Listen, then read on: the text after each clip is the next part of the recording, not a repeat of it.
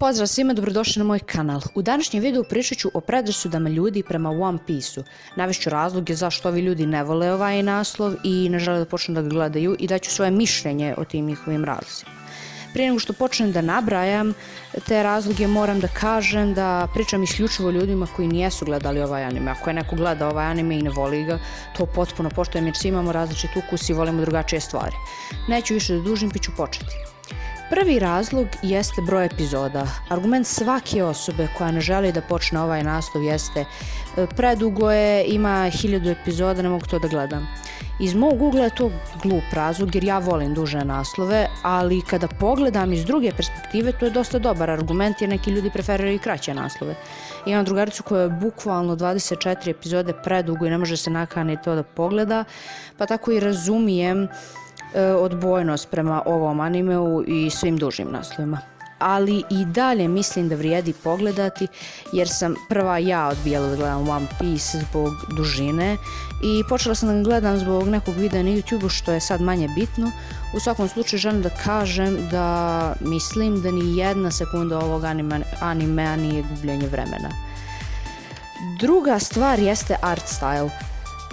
Već sam rekla da sam i sama osuđivala One Piece, prvo zbog broja epizoda, ali to realno i nije bio neki razlog da ja ne pogledam ovaj anime, jer kao što sam rekla volim duže naslove. Glavni razlog bio je taj art style. Likovi zaista izgledaju drugačije i smatrala sam ih čak i ružnim, kao što ih i većina ljudi smatra. Kada ljudi komentarišu art style nekog animea, tu uvijek i pomenu One Piece koji se zaista izdvaja. Ja sam se s vremenom navikla i zavoljela ovaj art style i ne mogu da zamislim ovaj anime drugačije, ali ljudi koji nisu gledali One Piece ne vole ovaj stil crtanja i neki čak kažu da ovo i nije tako anime stil, da je više podsjeća na neke zapadnjačke crtače, sa čim se ja baš i ne slažem, ali dobro. Treća stvar jesu upravo ti pirati. Tek sad dok pravim ovaj video, shvatam da sam i sama bila jedna od ovih što osuđuju One Piece prije nego što ga pogledaju. Pirati su mi uvijek bili odbojni, bukvalno ništa što ima veze s piratima nijesam voljela dok nijesam počela da gledam One Piece. Takvih ljudi ima puno. Kad neki ljudi čuju pirat, odmah se spreme da odbiju to nešto jer ih jednostavno smatraju dosadnim. Zamišljaju pirate kao one likove što govore cringe i imaju jednu drvenu nogu i papagaja obavezno.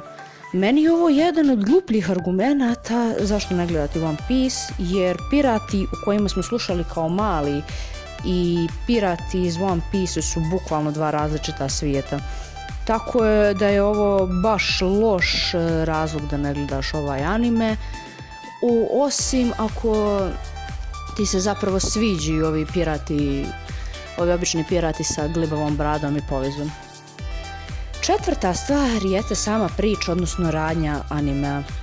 Kada želimo da pogledamo neki anime, logično je da ćemo malo proučiti radnju da ne bi gubili vrijeme. Kada određeni ljudi ukratko vide o čemu se radi u One Piece-u, odmah ga osude, smatraju da radnja nije dovoljno dobra. Ono što me najviše nervira jeste što, ajde oni malo se udube u tu radnju ili nešto tako, ne, oni pročitaju onaj dio gdje imamo Goldie Rogera koji je na samrti rekao da ljudima da traže njegovo blago i onda se pojavio Luffy koji želi da nađe njegovo blago i tako postane kralj pirat. To je to što oni znaju od priče i odmah je to preloše, cringe, glupo, ovo ono. I ako mene pitate, to je kao da osudiš pjesmu po naslovu, a da je uopšte nisi ni poslušao. Osuditi nešto zbog 3 rečenice koje su bukvalno samo dijelić te neke priče, neka osnova je po meni dosta glupo. Kada bi svi osuđivali anime na osnovu 3 rečenice, ne bi pogledali ukupno ni 10 naslova. U mom slučaju da sam Death Note osudila na osnovu tog kratkog uvoda gdje se pominje da tu momak nađe neku beležnicu smrti i kad upišeš ime neko umre, znači nikad ne bih počela taj anime da sam ga osudila na taj način. Sljedeća i posljednja stvar na ovoj listi jeste fanservice. Moram zaista da priznam da su svi ženski likovi iz One Piece-a ogroman izbor fanservisa, posebno naša dva glavna ženska lika koja vidimo jako često.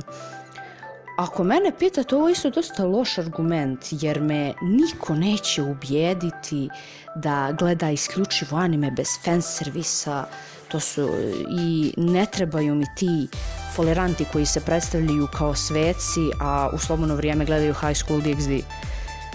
Moram da priznam da ima i oni koji zaista ne vole toliko fanservisa, ali mi ni u tom slučaju fanservis nije dovoljno dobar razlog da ne pogledaš One Piece.